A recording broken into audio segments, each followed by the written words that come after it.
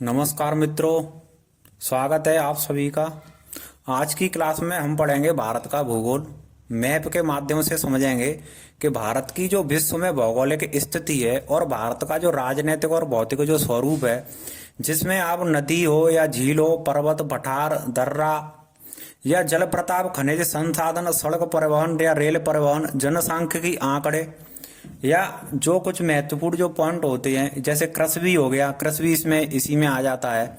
और मिट्टी हो गई, मिट्टी कितने प्रकार की होती है वो इसी में और आ जाता है। वन संसाधन है, सबका सब और मैप के माध्यम से समझने की कोशिश करेंगे।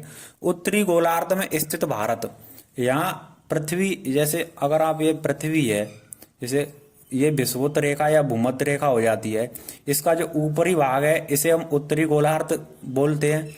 और ये जो नीचे का जो भाग है, इस लाइन से जो नीचे का भाग है, इसे दक्षिणी गोलार्ध के नाम से जानते हैं। ये दक्षिणी गोलार्ध है और ये आपका उत्तरी गोलार्ध है। तो भारत की जो स्थिति है विश्व में या पृथ्वी पर, वो किस में, उत्तरी गोलार्ध में आता है। ये कर्क रेखा है जो भारत के बीचों बीच से निकलती है। भारत के 8 राज्यों से निकलने वाली कर्क रेखा भारत को लगभग बराबर भागों में विभाजित करती है। और ये नीचे, जिससे 23.5 डिग्री अगर आप नीचे जाएंगे तो यहाँ पर मकर रेखा है। ये भूमध्य या विषुवत रेखा है और ये कर्क रेखा है जो 23.5 डिग्री पर होकर निकलती है। तो विश्व में जो स्थिति है भारत की, विश्व का जो क्षेत्रफल है उसका 2.4%, विश्व के क्षेत्रफल का लगभग 2.5% भी हम बोल सकते हैं, 2.4% कवर किया है भारत का जो क्षेत्रफल है। और क्षेत्रफल अगर वर्ग किलोमीटर में देखेंगे तो ये आपका हो जाता है 32,87,263 वर्ग किलोमीटर हो जाता है। और दुनिया का सबसे बड़ा देश है। भारत का जो क्षेत्रफल है दुनिया का 7वां सबसे बड़ा देश है। और इसका जो अक्षांशीय विस्तार है वो 8 डिग्री 4 मिनट से लेकर 37 डिग्री 6 मिनट उत्तरी अक्षांश, या देख सकते हैं 8 डिग्री 4 मिनट से लेकर 37 डिग्री 6 मिनट तक है।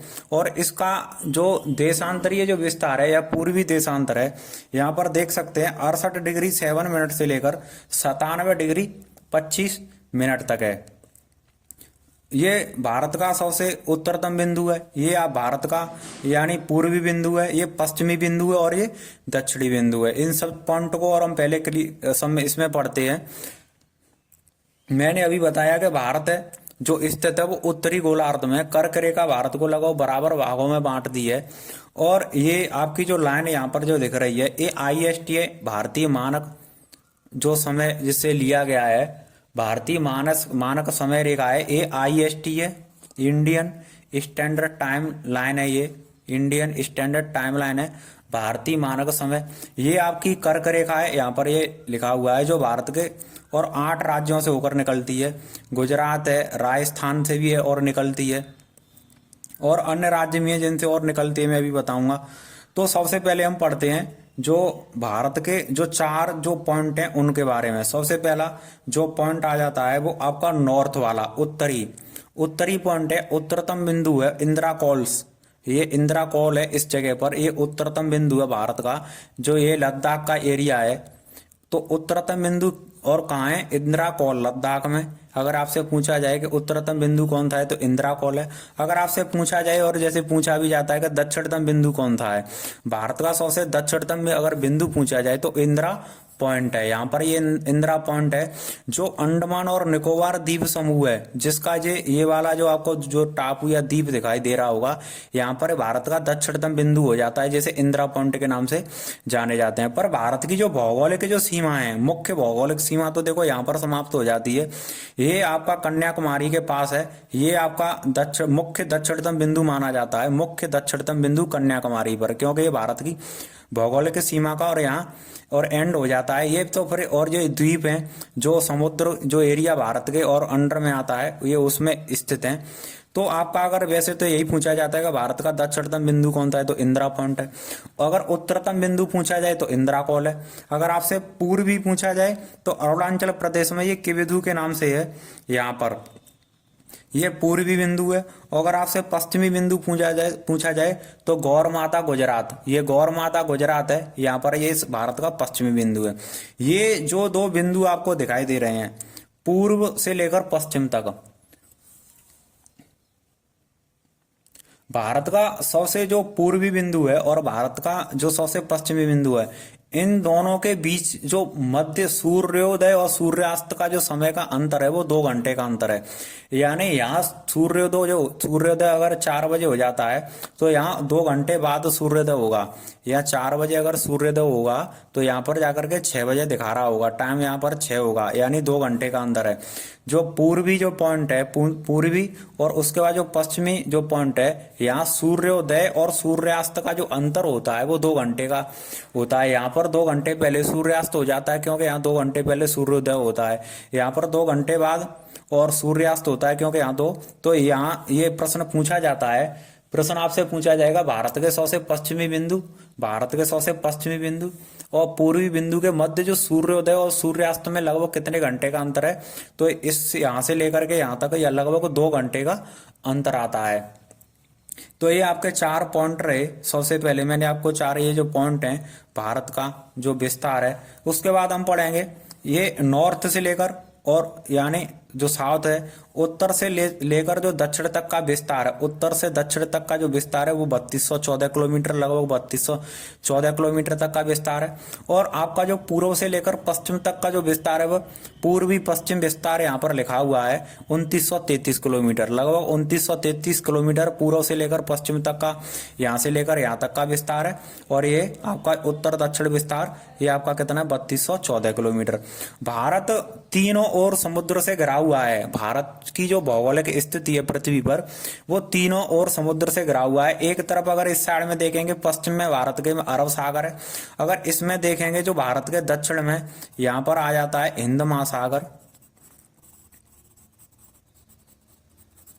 ये आपका हिंद महासागर है, यहाँ आपकी बंगाल की खाड़ी है। तो भारत की जो भौगोलिक जो सीमा है पृथ्वी पर वो तीनों ओर और समुद्र से घिरी हुई है। और इसकी जो तट रेखा की जो लंबाई है 7516.6 किलोमीटर है, 7516.6 किलोमीटर है। ये आपकी जो तट रेखा है, ये तट रेखा समुद्री जो तट रेखा है इसकी जो लंबाई है वो कितनी है 7500, ये पॉइंट यहाँ पर हो जाता है। और ये जो स्थलीय सीमा की जो लंबाई है, ये बॉर्डर लगता है, जो स्थल से जो बॉर्डर लगता है, जैसे यहाँ पर ये पाकिस्तान हो गया, अफगानिस्तान के साथ 106, किसी बुक में 104 भी हो जाता है, लगभग डाल देते हैं 100 से अधिक है। तो ये इस अफगानिस्तान के साथ बॉर्डर हो गया, ये चीन के साथ बॉर्डर है, यहाँ चीन के साथ बॉर्डर लग जाता है। उसके बाद यहाँ म्यांमार के साथ भी बॉर्डर लगता है, ये बांग्लादेश के साथ है, यहाँ नेपाल और भूटान है। तो ये इसको कुल मिलाकर के 15,200 किलोमीटर की लगभग सीमा बनती है, जो स्थलीय सीमा है। लगभग 15,200 किलोमीटर, 15,200 किलोमीटर की ये स्थलीय सीमा है। जो समुद्री तट रेखा की लंबाई वो 7516.6। इसके बाद मैंने आपको बताया भारत तीनों ओर समुद्र से घिरा हुआ है। एक तरफ अरब सागर है, एक तरफ हिंद महासागर है और एक तरफ है बंगाल की खाड़ी, पूर्व की तरफ बंगाल की खाड़ी है। और भारत की जो उत्तरी जो भौगोलिक स्थिति है, ये अभी पॉलिटिकल चीजें चल रही हैं। मैं भारत का जो राजनीतिक और मैप है उसे और समझाऊंगा, उसमें जितने भी राज्य और उसके जो पड़ोसी देश हैं और कौन कौन से जो देश हैं जिनसे भारत के राज्य लगे हुए हैं वो सबको और राजनीतिक मैप में और आपको कवर कराऊंगा। और भारत का जो भौतिक स्वरूप है, जो फिजिकली जो मैप है, जिसमें और जो पर्वत पठार और नदी और झील से लेकर के जो उत्तरी मैदान है और जो हिमालय का पूरा जो पर्वत है, फिर उसके बाद दक्षिण भारत की जो पहाड़ियां हैं, ये पूर्वी घाट और पश्चिमी घाट है, ये सब का सब और उसी में और आपको पढ़ने को मिलेगा। तो यहाँ पर ये भारत का ये जो हिमालय माउंटेन एरिया है, भारत एक तरफ भारत के उत्तर में अगर स्थिति देखी जाए तो भारत के उत्तर में और ग्रेट हिमालय या महान हिमालय भारत के, और जो पूर्व में बंगाल की खाड़ी भौगोल अगर आप देखेंगे फिजिकली देखेंगे, भौतिक स्वरूप देखेंगे तो इस साइड में बंगाली खाड़ी, एक इस साइड में अरब सागर और हिंद महासागर। अगर पॉलिटिकल देखेंगे तो भारत के जो पूर्व में ये पूर्व है, यहाँ पर म्यांमार आ जाता है, भारत के पूर्व में म्यांमार है और ये भूटान है। भारत के अगर तो दक्षिण में देखेंगे तो ये श्रीलंका है, श्रीलंका आ जाता है भारत के दक्षिण में, यहाँ पर मालदीव भी है यहाँ पर। और भारत के अगर तुम पश्चिम में देखेंगे तो पाकिस्तान अफगानिस्तान है। भारत के उत्तर में जो कंट्री देखा जाए तो वो चीन आ जाता है, नेपाल भी आ जाता है। तो ये भारत की जो पॉलिटिकल स्थिति है उसके बारे में। अब हम पढ़ते हैं ये जो कर्क रेखा निकल कर भारत से जा रही है, भारत को लगभग बराबर भागों में बांटती है।